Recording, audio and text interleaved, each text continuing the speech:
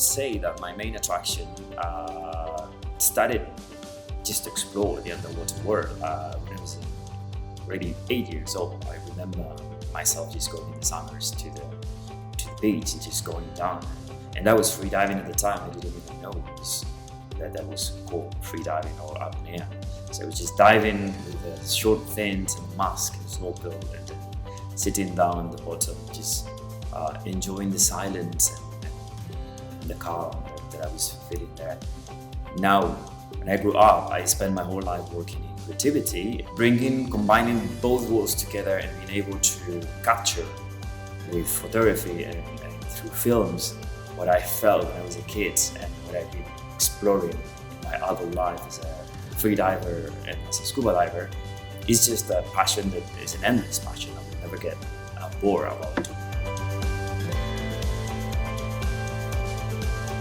Shooting underwater, it is definitely more challenging, I would say, than shooting on land, and basically because the environment is totally different. The light, the available light that you can see, you are in a wildlife environment, meaning things are moving around in an unpredictable way.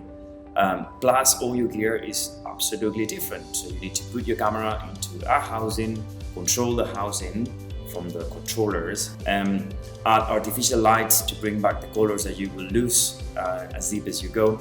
So it's a very, very different environment that requires time, requires dedication, and requires to just kind of relearn a little bit what you knew before photography. I have been working with Canon for a very long time. I started with 5D in the professional DSLR level. I started with a 5D Mark II for videos. It was like this new hype of the DSLRs.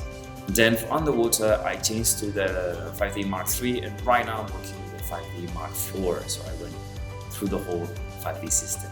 I would say that the reason that I'm still working with Canon cameras is just because the color science of Canon. So what I'm doing is improving my lenses, but I'm always very, very happy with the result. And the Mark IV, which is giving me even more freedom, the image stabilization and the dynamic range that you can achieve with the Mark IV is very, very, very like a big achievement compared with the Mark III, that it was already very good.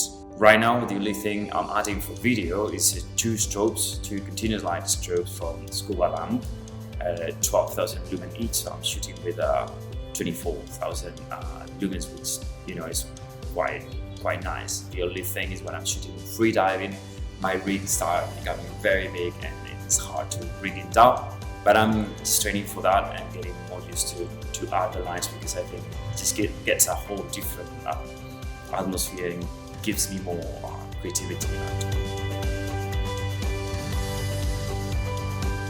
Preparation, setting up your gear is very important when it comes to going underwater.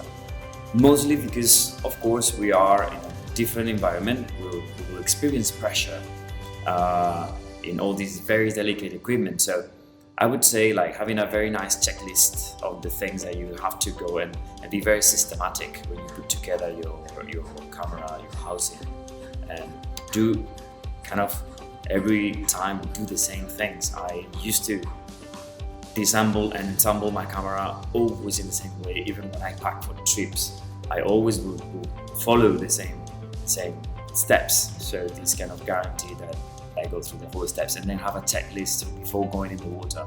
Check everything. Check if the housing is properly closed. Check if your camera settings are ready and accessible for you to change them. Of course, check if the gap lenses are off.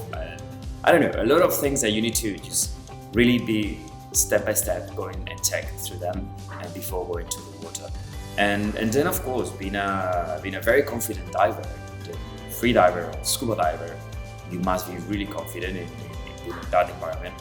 So when you bring something new, like a full photography rig, you don't have to worry about your equipment or the fact that you're diving holding your breath. This is something that should be very like a second nature for you, right? So you can focus into operate your camera. That will require a lot of energy from your body. And of course, after that, do the same thing the opposite way. So you're just gonna rinse your housing very well. You're gonna go like through the bottoms. You have an air guard. You just try to keep it very clean and basically I would say that being very systematic as much as you can, taking a lot of special care of your equipment is a must when it comes to underwater. Maybe my specialty is freediving, so we really have this problem of the white balance because we're coming from the surface all the way down and then all the way up again, so we cannot use manual white balance at a certain depth. For the white balance, this is always the compromise. I did shoot manual white balance, just going to 10 meters, taking a photo, coming back up, but then the changes of the colors are quite dramatic. So if you plan your scenes, so you just go to 5-10 meters, you just do the white balance there, or 15 meters, but you don't move so much from that range like scuba diver, then it can work. Otherwise, I would use daylight, works really well, and then I would just color correct in post.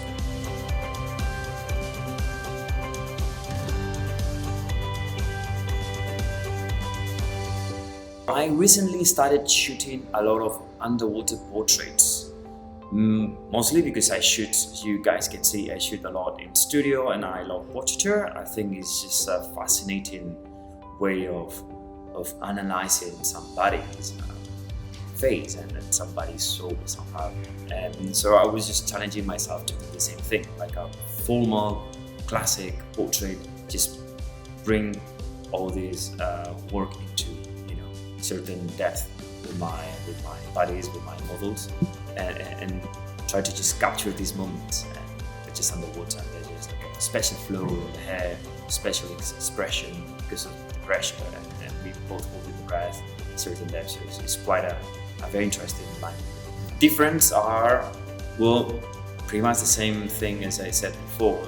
We need to control the light, and for this, for sure, I'm using strobes, and I'm positioning my strobes as I would do on a studio. So I'm thinking about lighting sets, and I would think about, okay, I want to achieve a very dramatic Rembrandt light for these subjects. I would try to manipulate my arms and to put the lights into the way that I really want to create volume in the face and try to get these more dramatic, just with my style, dramatic perspective, like working from the shadows into the lights.